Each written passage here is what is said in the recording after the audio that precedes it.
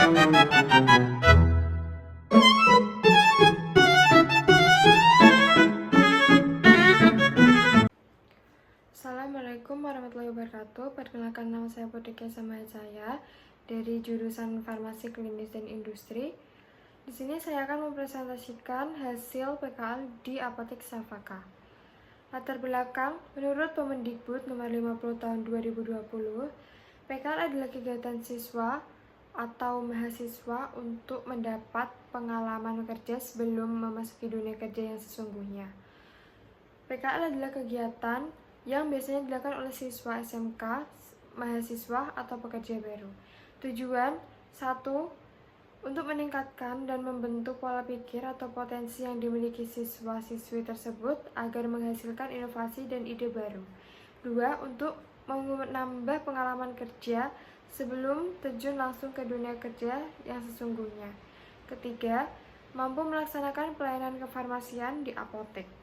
Apotek Syafaqah merupakan salah satu apotek yang berada di Kudus yang menyediakan berbagai macam kebutuhan obat dan alat kesehatan lainnya. Apotek Syafaqah berlokasi di Jalan Dalangan Piji, Kecamatan Dawe, Kabupaten Kudus. Adapun kegiatan di Apotek Syafaqah yaitu 1. Membantu dan melayani pasien. 2. Membantu dalam mengecekkan GCU maupun mentensi pasien. 3. Meracikan obat untuk pasien. 4. Membantu membersihkan area apotek seperti menyapu, mengepel, dan lain-lain. 5. Membantu mengelap etalase dan mengecek tanggal kadaluarsa obat. 6. Membantu dan mengecek barang datang dan memberikan harga pada obat. 7. Membantu menyetok obat-obatan dan mendisplaynya sesuai dengan tempatnya.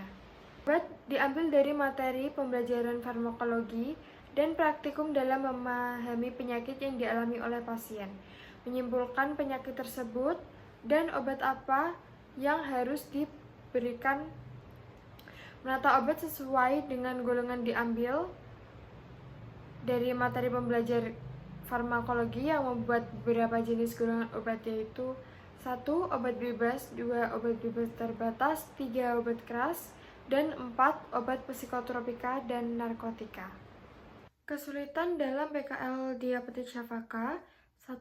Pengecekan KCU dan tensi kurang menguasai dalam batas-batas normal, tinggi, rendahnya, dan menjelaskan medikasi untuk pasien jika salah satu hasil cek GCU-nya tinggi. Solusi dalam masalah tersebut yaitu terus belajar dan ingin tahu bagaimana cara untuk mengatasi kesulitan tersebut dengan melihat kakak senior, dan mencari tahu secara individu apa saja yang harus dihindari dan yang harus dikonsumsi jika hasilnya tinggi maupun rendah. Yang kedua, kesulitan dalam melayani, memberikan obat, menyimpulkan penyakit yang dialami pasien.